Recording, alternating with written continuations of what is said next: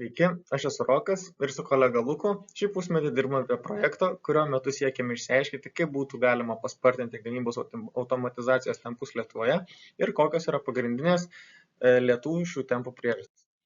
Taigi, paskutinius kelius dešimtmečius Lietuvos ekonomika sparčiai augo ir norint toliau palaikyti tokį augimo tempą, reikia ieškoti naujų būdų. Ir kadangi viena iš pagrindinių dedamųjų ekonomikos augime yra darbo našumas ir jo kelimas, mūsų projektas būtent ir fokusavosi į tai, kaip būtų galima šį pagerinti.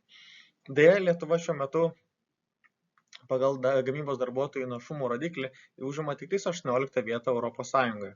Ir kadangi vienas iš pagrindinių našumo auginimo būdų pasaulyje yra procesų automatizavimas, mūsų projektas būtent fokusavosi į šią kryptį. Ir Lietuvos gamybos sektorius sukuria apie 20% šalies BVP. Taigi mūsų projektas dar nusisiaurino į būtent Lietuvos gamybos sektoriaus automatizavimą ir robotizavimą. Ir kadangi robotizacijos svarba puikiai matosi industrinių robotų diegimo grafike, kur metams bėgant vis daugiau įmonių nusprendžia diegti robotikos sprendimus. Ir Lietuva atsilieka vis labiau. Kadangi Lietuvoje tik 10 tūkstančių gamybos darbuotojų tenka tik apie 20 robotų, o pasaulio vidurkis jau siekia apie 151. Tai rodo, kad turime dar daug potencialo gamybos sektoriaus automatizacijoje, kurį galime išnaudoti darbo našumo ir ekonomikos kilimui. Taigi mūsų projektas prasidėjo nuo esamos situacijos analizės, kur aiškinamės, kodėl Lietuvos robotizacijos diegimo tempai yra tokie žemi ir žiūrėjome, kokios yra pagrindinės problemos.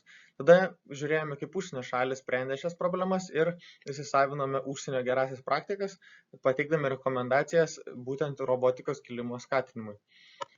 Projekto rezultatuose sukūrėme rekomendacijų dokumentą ir robotizacijos naudų įsivertinimo įrankį, kuris turėtų padėti įmonėms šiek tiek paskatinti jų žinias ir padėti diegti robotizacijos sprendimus.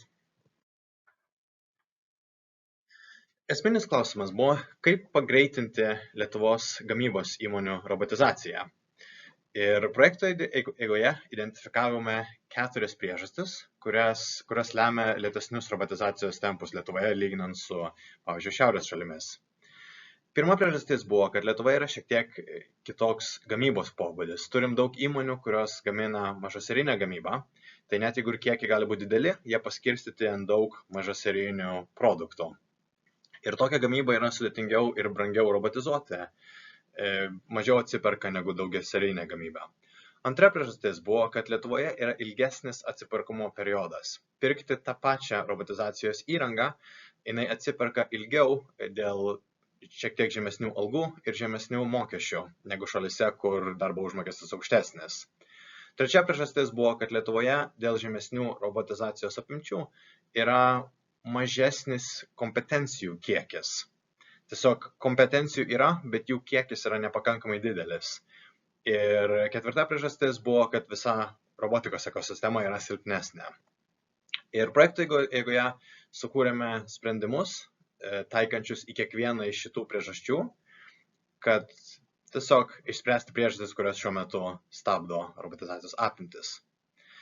Taip pat projekto eigoje su Linpra, Lietuvos inžinerijos įmonių asociacija, identifikavom dar vieną priežastį, ką reikėtų spręsti.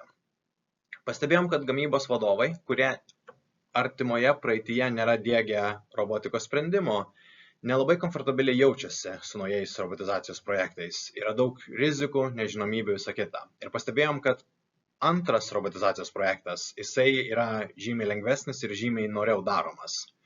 Ir todėl kartu su Linpra sukūrėme naudų įsivertinimo įrankį. Tiesiog yra ilgas sąrašas, kuriame skirtingose kategorijose apžvelgiame dalykus, į kuriuos reikėtų atkreipti dėmesį, darant robotizaciją. Ir skirtingom įmonėm skirtingi dalykai bus aktualūs, jos atsirinks, kas yra svarbu, bet esminė priežastis yra, kad tie dalykai lieka nepamiršti. Pastebėjom tendenciją, kad labai daug svarbių faktorių, tiek rizikų, tiek naudų, jos būna nepastebėtos ir neapsvarstytos. Tai šita apžvalga apžvelgia mūsų pusmečio darbą ir su dokumentais ir prezentacijom galite susipažinti Kurk Lietuvai tinklapyje.